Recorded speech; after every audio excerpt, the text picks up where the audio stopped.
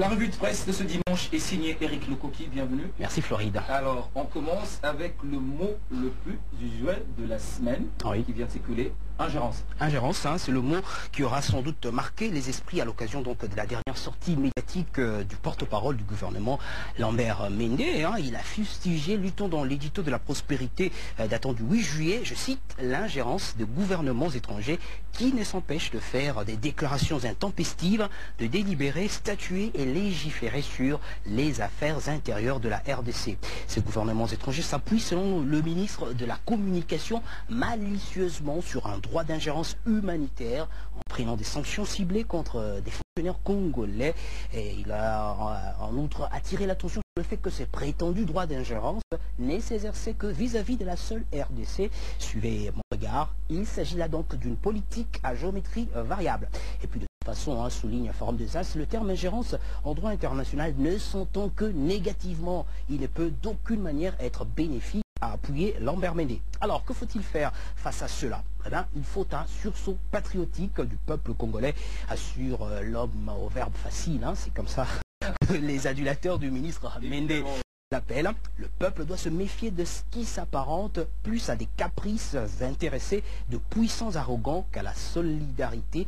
En d'autres termes, Floride, oui à la solidarité internationale et un grand non à l'ingérence étrangère sous quelque forme que ce soit. Voilà. Fin de citation. Oui. Alors on va prendre encore notre mot qui a fait l'écho à l'actu, c'est la sonnette d'alarme de l'ONU, dialoguer. Ah oui, sans un sérieux dialogue politique national, les tensions politiques actuelles en République démocratique du Congo pourraient dégénérer en une crise sévère, voire violente, clairement. Déclaré, reprend la voix de l'Amérique, relayée par africatime.com, Yann Eliasson. Il est adjoint de Ban Ki-moon au secrétariat général de l'ONU devant donc le Conseil des sécurités de la même organisation, jeudi 7 juillet. Sérieux, en voilà un nouveau qualificatif à Floride qui vient s'ajouter au crédible, inclusif, national, et j'en passe, au plus que jamais star de mots de la lexique politique congolais, dialogue, dont on ne voit toujours pas le bout, il faut quand même le dire.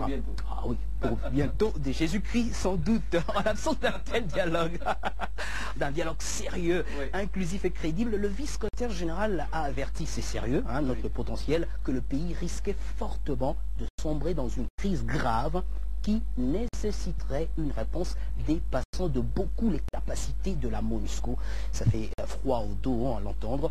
Les protagonistes congolais sont appelés par l'ONU à placer les intérêts de leur nation au-dessus de tous les autres, pour préserver et capitaliser les progrès réalisés depuis 15 ans. C'est moi qui le dis. Enfin, tout ce qui prenait les États-Unis pour bouc émissaire, afin de ne pas prendre part au dialogue, au seul dialogue qui puisse être, le dialogue convoqué par le président de la République, Joseph Kabila, devrait déchanter selon l'avenir. En des termes on ne peut plus clairs, Tom Perriello, envoyé spécial du département d'État américain dans la région de Grand Lac, a lors d'une séance des questions-réponses publiques sur a appuyé formellement Kojo, désigné facilitateur du dialogue, et a même rappelé que le rôle des USA a moins d'importance qu'une solution consensuelle entre Congolais réunis au dialogue.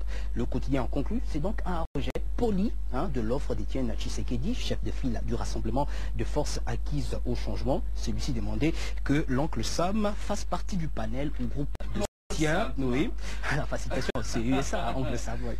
Ce sera toujours de l'ingérence, ça aussi. Oui. Voilà. Alors vous avez préféré dans votre revue de presse de ce dimanche de prendre des sujets plus ou moins alarmants. On va prendre le dernier. On va terminer avec cette nouvelle qui ne surprend vraiment pas. 15% de la population a accès à l'électricité avec délestage. Ah oui. Accès à l'électricité évidemment, mais avec délestage. Voilà, lu sur Radio Capi Floride. La RDC, c'est plus de 2 300 000 km² et une population estimée, encore estimée, à 80 millions d'habitants. Alors sur ce vaste territoire, aussi grand que toute l'Europe occidentale, seuls 15% de la population voit s'allumer une lampe, comme celle que nous avons sur ce plateau, et encore avec peine à cause de délestage. Les conséquences négatives. Voilà. Alors, on fait 100 moins 15, ça fait 85% de la population dans le noir total, et ce depuis la colonisation. Nous avons fêté il y a peu 56 ans, donc ça fait 56 ans que 85% de la population congolaise vit dans le noir. C'est le directeur général, c'est pas moi qui est là.